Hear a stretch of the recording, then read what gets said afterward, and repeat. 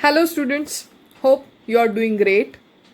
So, we are meeting after a very long break. बहुत ही बड़ा vacation मिल गया आपको. ना पढ़ाई करनी पड़ी, ना एग्ज़ाम्स देने पड़े, और बिना एग्ज़ाम्स दे पास भी हो गए, अच्छे मार्क्स भी मिल गए. भाई मज़े हो गए आपके तो. Well, I am Mrs Shweta Viraj तरड़, faculty of Viva College of Diploma, Engineering and Technology from Computer Department. I am sure everyone are taking proper precautions and maintaining hygiene in this pandemic. So जैसे कि हम सबको पता है that current situation is not allowing us to attend college lectures and practicals physically. सो हम लोग ने सोचा क्यों ना ऑनलाइन प्लेटफॉर्म को चूज़ किया जाए, जिससे आपका एकेडमिक नुकसान ना हो और आपका लर्निंग प्रोसेस भी स्मूथली चलता रहे. आई नो नई टेक्नोलॉजी है, पर अगर मुझ में और आप में तालमेल होगा तो ये भी सीखने में बड़ा मज़ा आने वाला है. मुझे पता है अभी आपके मन में एक बड़ा सवाल आ रहा होगा कि मिस तो सामने नहीं होगी, अगर कुछ समझ में नहीं आया तो क्या करेंगे. No need to take tension, इसके लिए भी एक सोल्यूशन है. हम क्या करेंगे, हर एक वीक में एक इंटरैक्टिव सेशन रखेंगे. तब आप मुझे अपने डाउट्स रहेंगे तो पूछ सकते हो, और मैं सारे डाउट सॉल्व भी कर दिया करूँगी. पर इसके लिए मुझे जॉइंट एफर्ट्स चाहिए. जॉइंट एफर्ट्स मतलब मैं आपको सिखाया करूँगी, आपके कंसेप्ट्स क्लियर कर दिया करूँगी, आपको नोट्स दिया करूँगी. पर इसके बदले आपको क्या करना है? आपको करना ये है कि आपको ये जो ऑनलाइन सेशन है वो अच्छे तरीके से ध्यान लगाकर सुनने हैं. अभी ध्यान लगाकर मतलब एकदम अटेंशन के साथ. जब मैं बोल रही हूँ ना ये वर्ड अटेंशन, आप लोगों में से जो भी कोई कुछ भी काम कर रहा होगा उसका ध्यान इधर चलाएगा. तो ये जो वर्ड है अटेंशन, इसमें दो वर्ड छुपे हुए हैं. एक है अटेंड और दूसरा है टेंशन. अगर ये ऑनलाइन सेशन आप लोग अच्छे तरीके से ध्यान लगा के अटेंड करते हो तो टेंशन लेने की कोई ज़रूरत नहीं है. All will be well. लेकिन अगर आप लोग अटेंड नहीं करते तो टेंशन ही टेंशन है. इसलिए आपको सारे जो ऑनलाइन सेशन अब होने वाले हैं वो एकदम ध्यान लगा के अटेंड करने हैं.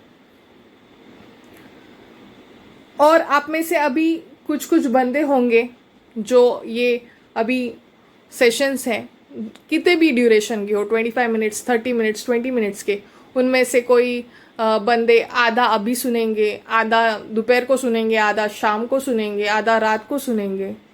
तो ऐसे मत किया करो यार, इससे लिंक टूट जाएगा और मज़ा नहीं आएगा. फिर अभी जब आपको भूख लगती है ना तब आप खाना पेट भर के खाते हो ना, या फिर ऐसे नहीं ना करते कि अभी मैंने चावल खाया, फिर 2-3 घंटे के बाद मैं रोटी खाता हूँ, फिर 2-3 घंटे के बाद मैं बिस्किट खाता हूँ. ऐसे तो नहीं करते ना. वैसे ही आपको ये जो ऑनलाइन सेशन है वो एक टाइम पे कंप्लीट करना है. So in this 5th semester the subject that I will be teaching to you is operating system. जैसे कि आप लोग देख सकते हो इस स्लाइड में, इसका सब्जेक्ट कोड है 22516. So let's start. So let us see the marks weightage for operating system. जैसे कि आप लोग इस स्लाइड में देख सकते हो, सब्जेक्ट को 2 कैटेगरीज में डिवाइड किया गया है. एक है थियोरी, दूसरा है प्रैक्टिकल. थियोरी और प्रैक्टिकल दोनों में पीए और ईएसी कॉमन है. पीए मतलब प्रोग्रेसिव असेसमेंट और EAC मतलब एंड सेमेस्टर एग्जामिनेशन। थियोरी में जो PA है वो है 30 मार्क्स का, और वो कैसे मिलाया गया है देखो यहाँ पे है average of 2 test, that is test 1 and test 2 जो है 20 मार्क्स का, प्लस उसमें मिलाया गया है 10 मार्क्स का माइक्रो प्रोजेक्ट। फिर थियोरी में जो EAC है वो है 70 मार्क्स का, और ये 70 मार्क्स का है आपका रिटर्न पेपर। फिर प्रैक्टिकल में भी 2 पार्ट्स हैं, PA और EAC। जो प्रैक्टिकल का PA है वो है 25 मार्क्स का, और ये है आपके मैनुअल के मार्क्स। और जो EAC है प्रैक्टिकल में का वो भी है 25 मार्क्स का, और ये जो 25 मार्क्स है कॉम्बिनेशन है वो है वाइवा प्लस जो आप लोग प्रैक्टिकल परफॉर्म करोगे वो। सो टोटल वेटेज इस सब्जेक्ट का है 150 मार्क्स का, और सच बोलूँ तो ये बहुत ही स्कोरिंग सब्जेक्ट है। अभी जब ये स्कोरिंग की बात आ ही गई है तो एक बात मैं आपको बता दूं कि अभी आप लोग 3rd ईयर में आए हो तो स्कोरिंग पे आपको ध्यान देना है। 2nd ईयर में तो आप बच गए, कोरोना ने तो आपको बचा लिया एग्ज़ाम देने से। इस बार आपको कोरोना नहीं बचाने वाला एग्ज़ाम देने से। सो सीरियसली ले लो और स्कोरिंग पे फोकस करो, तो ही आपको अच्छे कॉलेज में एडमिशन मिलेगा। ठीक है? So let's go to the next slide. So these are the units that we will be covering in our syllabus. Units भी बोल सकते हो या फिर chapters भी बोल सकते हो। First unit is overview of operating system. In this unit या फिर in this chapter इसमें हम लोग देखेंगे why we need operating system in our computer system.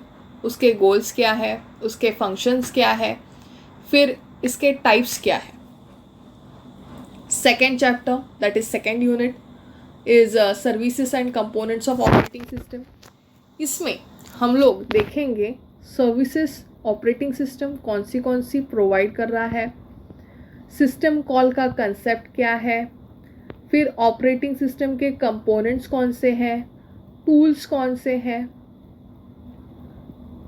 फिर है third unit that is process management. इसमें हम लोग प्रोसेस स्टेट्स क्या है वो देखेंगे, फिर प्रोसेस शेड्यूलिंग पढ़ेंगे, प्रोसेस थ्रेड्स का कंसेप्ट भी देखेंगे, उसका इम्पोर्टेंस क्या है वो भी पढ़ेंगे, और कुछ प्रोसेस के कमांड्स भी हम सीखेंगे इसमें।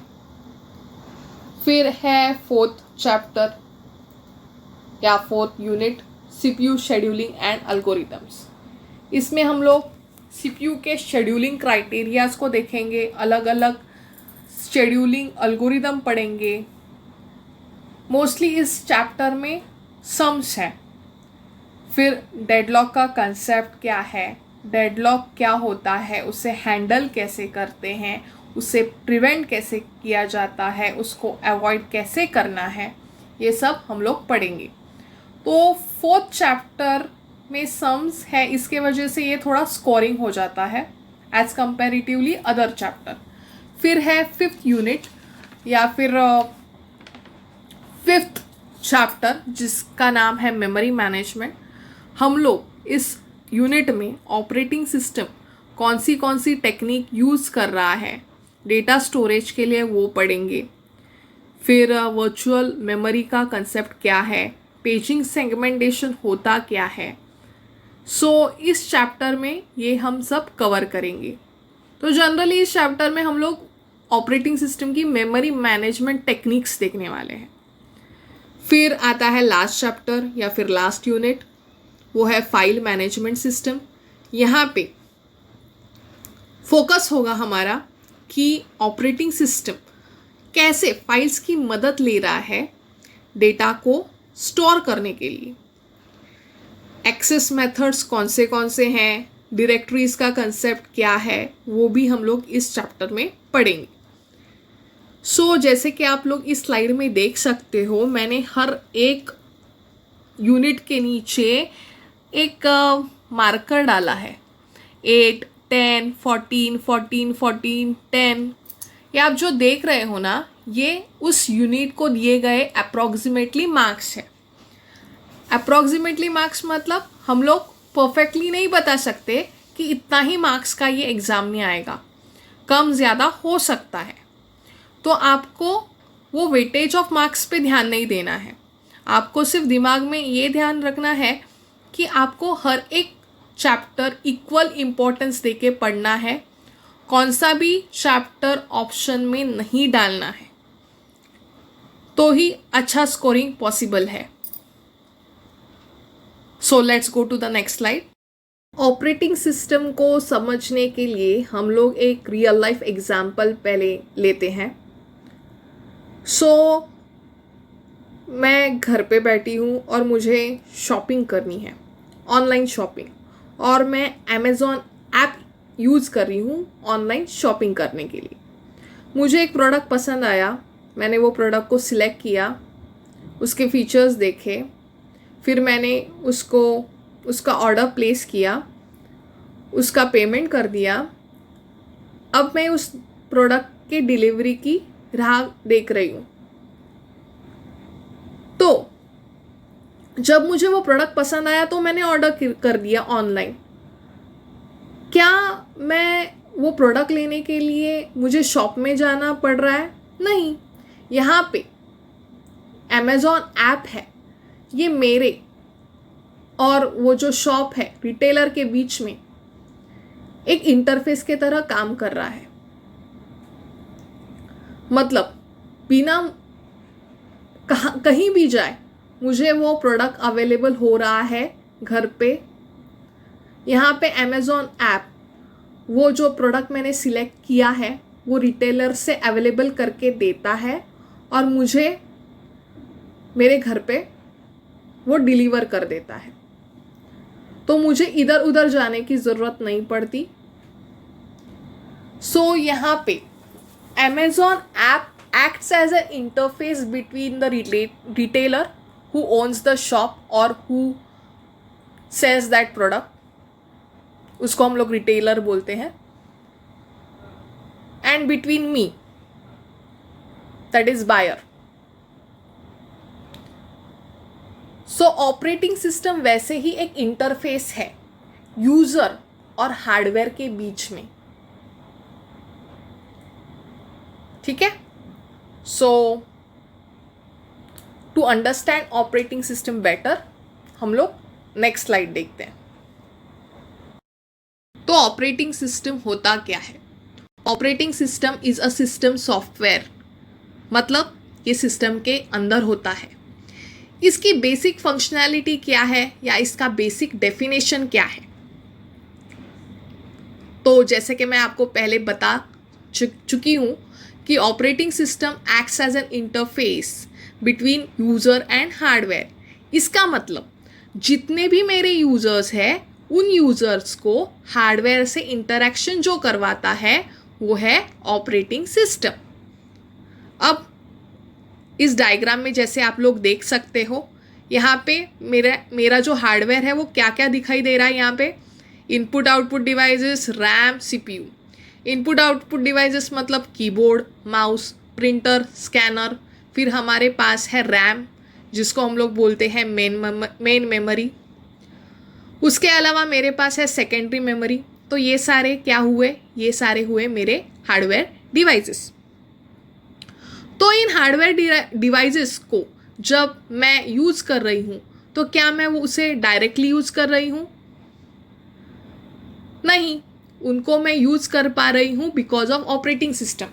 आप एक एग्जांपल ले लो, आप कीबोर्ड खरीद के लाए या फिर कुछ भी खरीद के लाए और उसको बिना कॉन्फ़िगर किए या फिर उसको विदाउट सेटिंग आपके सिस्टम पे यूज़ कर सकते हो क्या? आप लोग नहीं यूज़ कर सकते, क्योंकि सेटिंग और कॉन्फ़िगरेशन करनी पड़ती है हमें बिफोर वो चीज़ों को यूज़ करने से पहले। क्योंकि ऑपरेटिंग सिस्टम वो जो चीज़ें हैं, हार्डवेयर डिवाइसेस है, उनको इंटरफेस करता है, उनको कनेक्ट करता है सिस्टम के साथ। और वो जब हार्डवेयर डिवाइसेस सिस्टम के साथ कनेक्ट होती है तब ऑपरेटिंग सिस्टम हमारे और हार्डवेयर डिवाइसेस में बातचीत करवाता है, तालमेल रखता है।